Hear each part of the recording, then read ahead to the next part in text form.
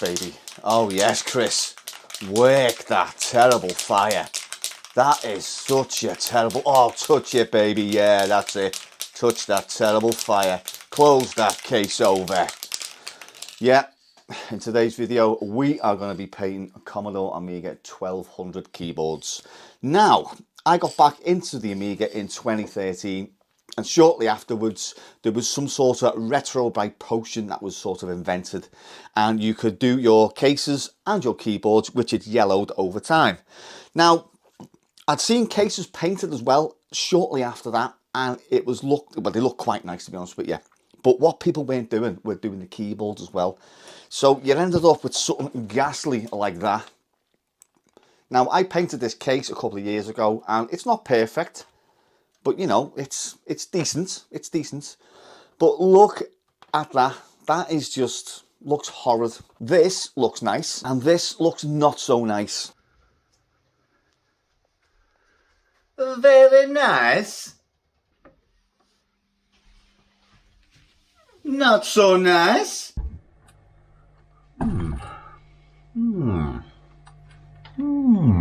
Ah. Not so nice. Nice?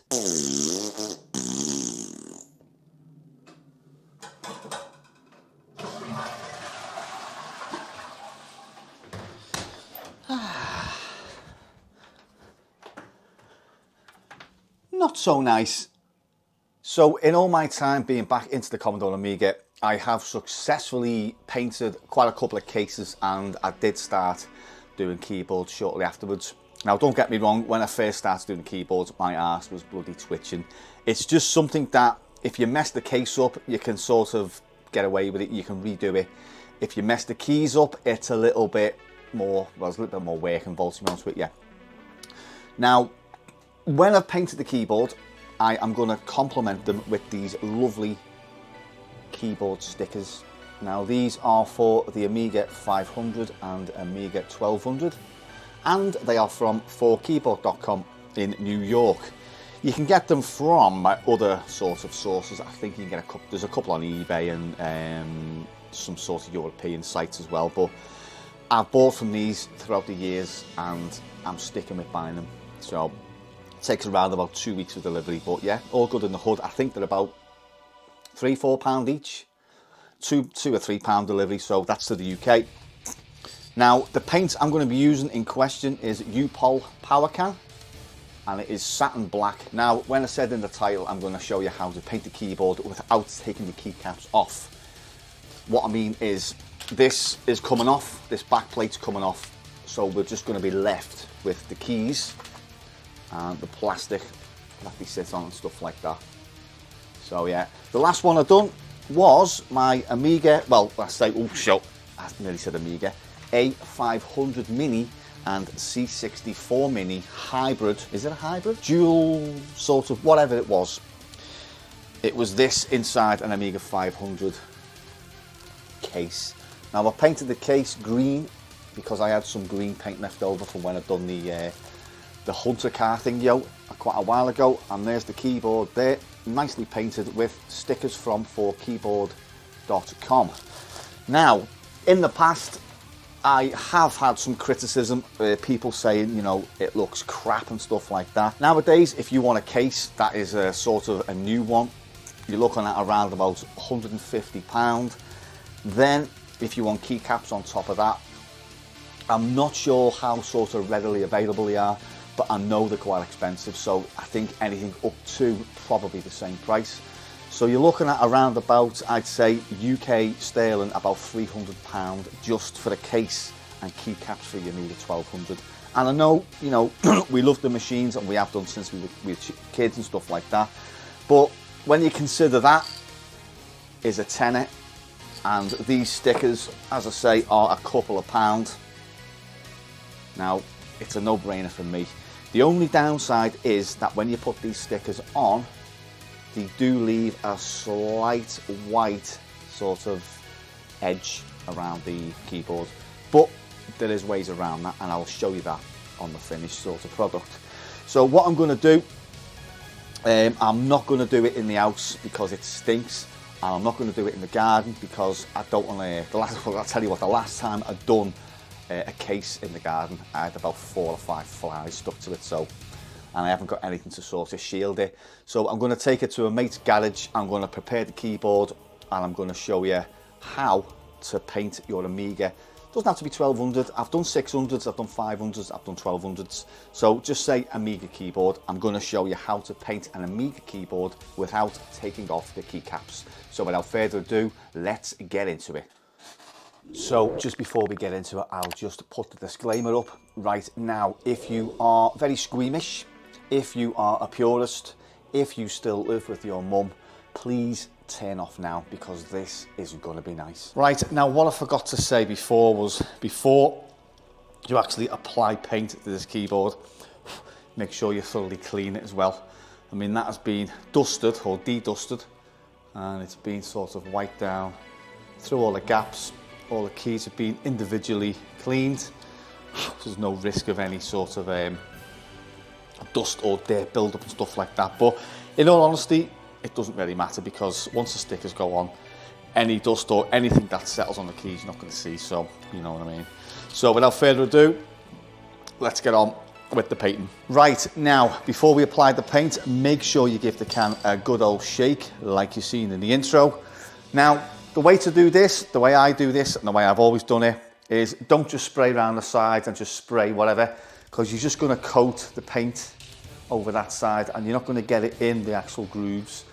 So the way to do it is, now this is best done, like I've said, in natural light, but because it's the height of summer and I can't be arsed getting bees and wasps all stuck to the keyboard, what I'm going to do, I'm just going to slightly lift the keyboard like that, and then I'm going to spray directly on to the keys, and the paint should go down the gaps. Now when it's all dried, obviously under artificial light it's not going to show up all the bits that you've missed and stuff like that. So what I'm going to have to do is, when it becomes daylight again, go in the garden and look for any sort of signs of where I've missed and just basically hold it and spray it. But I'll show you that when I come to it. Just noticed then a slight bit of crap on the J key. Right, so here we go. Now just before we do go again, look at the caps lock, that light. Make sure you take out the light. It goes there. If you don't, you'll drop it and you'll never get it back. But however, the keyboard, when it's done, when you put the keys on top, you're not going to see that unless you can cut out a little tiny hole to see the light. But I'll show you that when it's finished anyway. So anyway, here we go.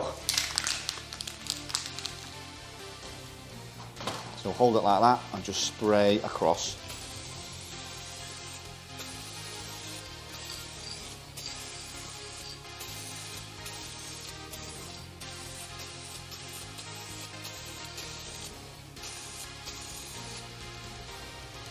Now as you can see, that is quite toxic. So we're left with this now. All we need to do is just go along the bottom just to give it a light coat. And we are saying goodbye to 30 years of yellowing. As you can see there, keys are starting to get black, and also your left.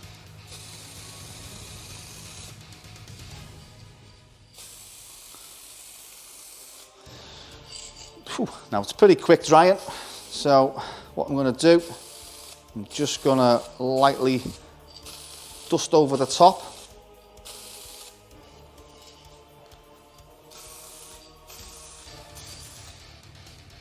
Quite happy with that at the moment.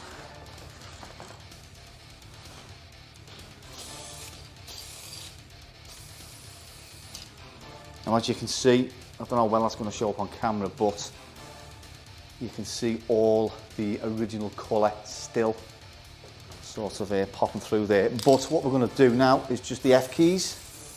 Just going to get rid of that. And we're going to just continue just to go down. Right across. And I think we can leave that for quite a while to dry. So I'll just show you that. Right, here we go. I'll just lift it up at the moment.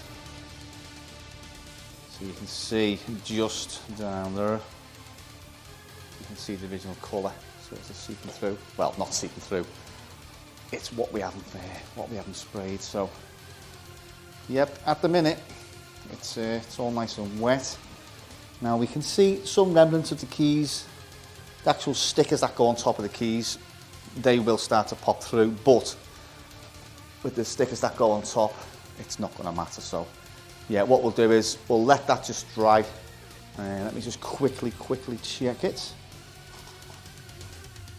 Yeah, you can see the letters there.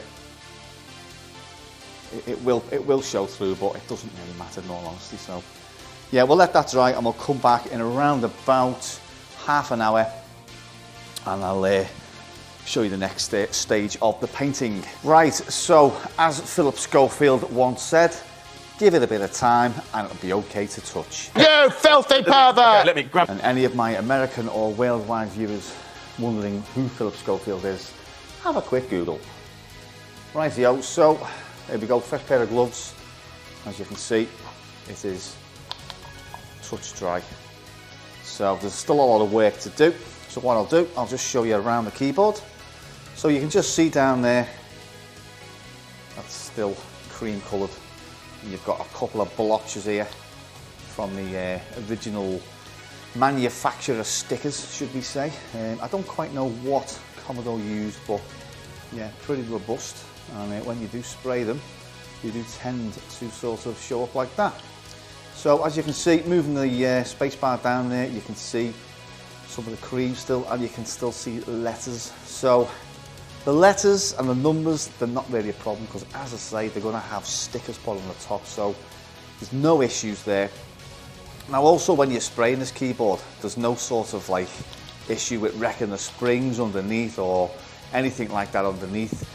It's all pretty much shielded with this, like if you imagine a keycap being like a dome shaped, it's covered and everything, so there's no sort of worry about sort of, you know, getting anything sort of stuck or whatever. So what we're going to do, we're going to just go over it once more, very lightly, and again, I'm going to lift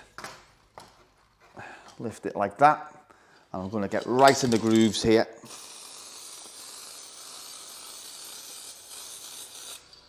I'm going to do the same with that, and the same with the numeric keypad.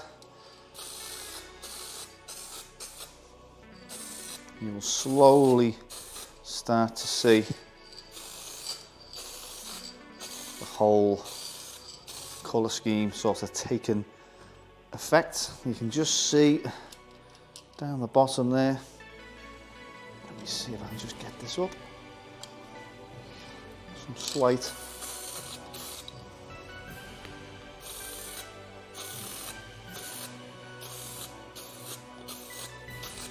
just going to go over it lightly. It's really the sides you need to worry about.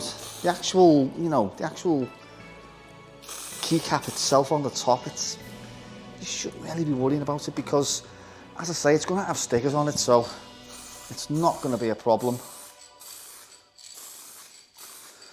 So yet again, what I'll do, I'll just show you the spray I've applied. Now it says about half an hour to dry, but because the weather being the weather, it is quite hot, so it doesn't really take that long to dry.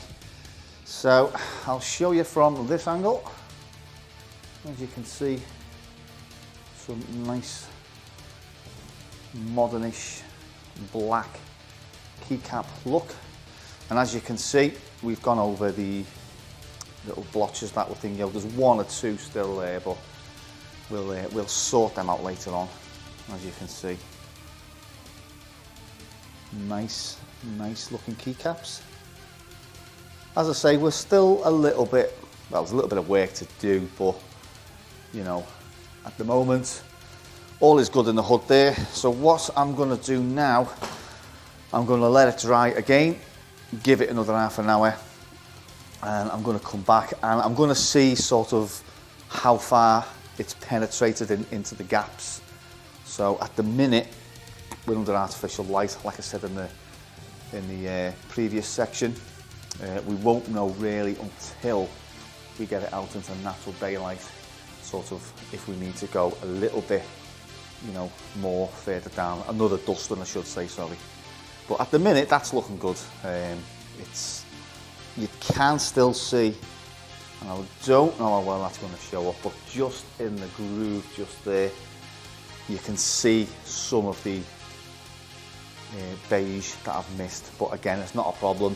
You give it a little like dusting all the way down, and you do similar for everything else. Just make everything sort of even and match and stuff like that. So, and you can also still see some of the keys as well, the actual lettering, but again, not a problem.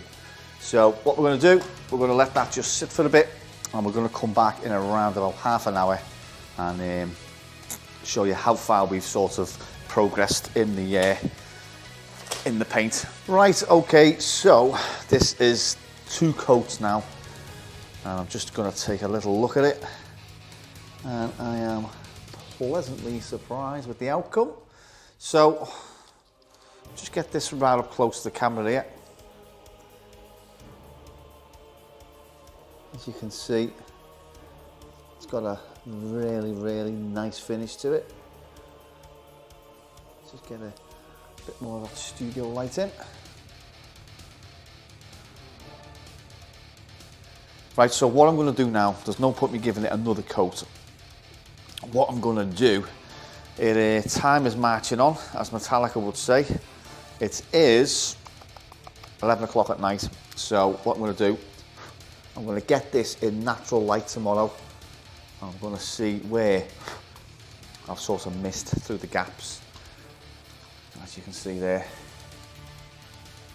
So you can't really see it now because natural light is, what is it? It's different from artificial light like so. But, and you can just see, as I pull that down, see the 2 odd keys. There's 2 sort of odd sort of shaped keys. They seem to go a little bit weird. I don't quite know why, but one of them is, oh, where is it? So it is F and J. Now, as you can see as well, it's all touch dry. There's no tackiness with that paint. It's quite good. I mean, if you use it the way you're supposed to use it and don't just spray it all on and just like, you know, spray and pray and wait for it to set days later. I mean, I've done it in the past where I've just gone fucking right on all out. And it's just that it's tacky, so it's took days to sort of set. But this one, I've done it 2 coats, and it's probably gonna have,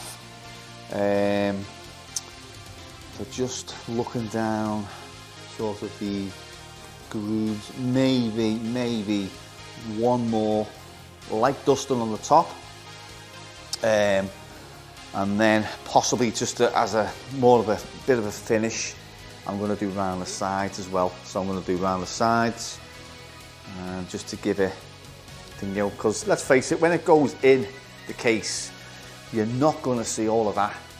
What you're going to see is just, I'd say about half of the key and stuff like that. So it's not really, it doesn't really have to be a perfect finish, like I've said, because stickers are going on top and it's going to be sat, as I say, in a case. So you're not, I mean, you're going to look at it, are you? It's going to look good, don't get me wrong. I have got all faith in this, and it's going to be a nice finish. But as I say, we'll get it in natural sunlight tomorrow. Well, when I say sunlight, we'll get it in natural light. I don't know if it's going to be sunny or not tomorrow. So, yeah, so what I'll do is I'll catch up with you in the garden, hopefully in some sunny weather tomorrow. And we'll take it from there, and we'll see in the next stage of the keyboard painting saga. Right, so this is the morning after the night before, and we're going to go in the garden. And there's a cat having a poo. We're going to go in the garden and see what the natural light shows up on this keyboard. As I say, last night it was looking good. I don't know what's going to look like today. Alrighty ho. So, If you just look down there, you can see some of the beige still popping through. In all honesty, it doesn't look too bad. So what we're going to do, we're just going to go between the lines and just give it a good old, yeah, there's some there as well, possibly a little bit there, yeah, there we go there. Yeah, we're just going to give it a little spraying, and then the beauty about being in the house now doing this is I can use the girlfriend's hairdryer. So let's get the spray paint back out and let's get spraying. Right, so I'm just going to tilt it forward like that and just give it a good old spray on top. Let me see, where's that beige?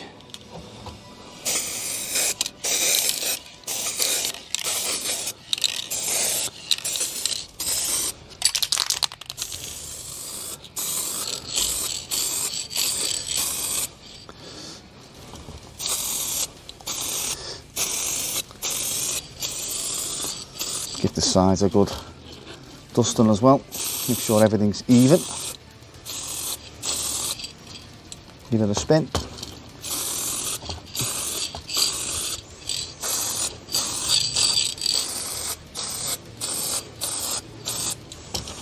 And just double check that.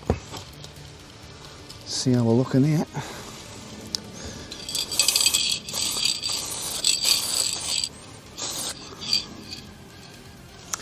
Yeah, it's important. Bloody hell. It's important not to stay in the same place. Have you got anything popping through there? Right, I'll let that dry and I'll come back in around about half an hour and see where we are. Right, now as mentioned, just to speed up the process, little hairdryer here.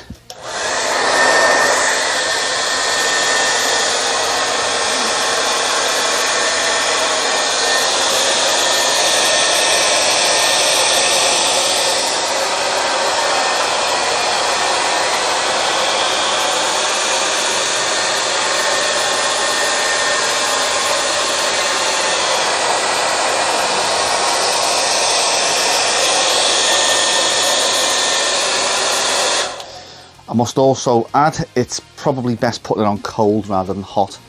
The heat just seems to heat up the paint and just sort of takes longer to set, to be honest with you. So looking good at the moment. So I'm going to give it a couple more blows with the hairdryer, but in all honesty, I don't think I will probably need to give this another coat or go between the keys. I am pretty confident I've got what I've wanted out of this one today. So as I say, I'll check back in a minute and we'll go back in the garden and we'll just see for any sort of beige popping through in between these gaps. Right, that's dried off. I actually gave it about a good hour. I've got a few little bits on there, a few hairs, but yep, happy with the overall result. It's that there, a little bit of, yeah, as you can see, you can still see the key letters, but yeah, well happy with that.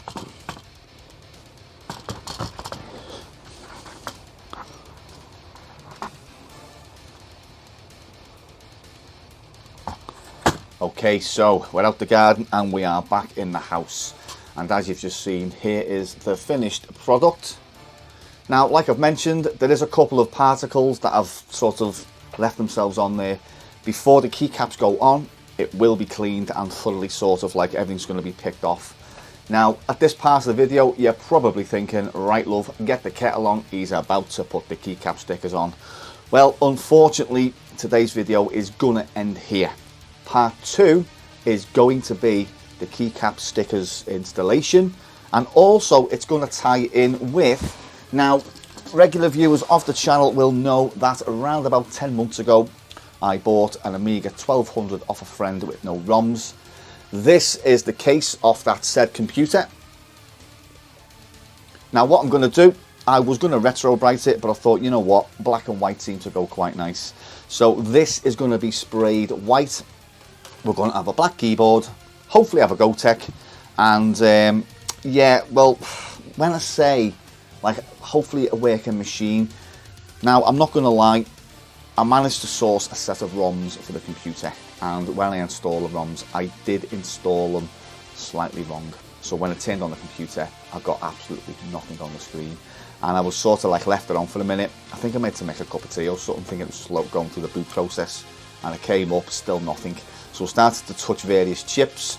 The processor chip was warm as it does, and when I touched the ROMs, they were absolutely sizzling, and when I looked, I'd sort of put them in the wrong way. So yeah, nearly blew the whole system up, but I have put other ROMs in from my other Amiga, and it does work. It's just I've cooked the ROMs basically. So yeah, I do apologise about that, but you know, hey ho. So yeah, when we come back, we're going to be putting these stickers on. Now I'm going to do a part 2, because if you are interested in doing this yourself, there's no point in rushing everything and going, right, I've done the thing, yo, here's the keycaps, see you later. I'm going to talk you through how to put the stickers on, and you know what sort of you do afterwards and stuff like that. So yeah, in part 2 we're going to be having a, hopefully, as I say, a fully working machine, and I'm just trying to think of anything else to say. Yeah, if you've got this far, thanks for watching and continuing to watch, and I'll catch you in part 2. Nice shooting, son. What's your name? Chewy.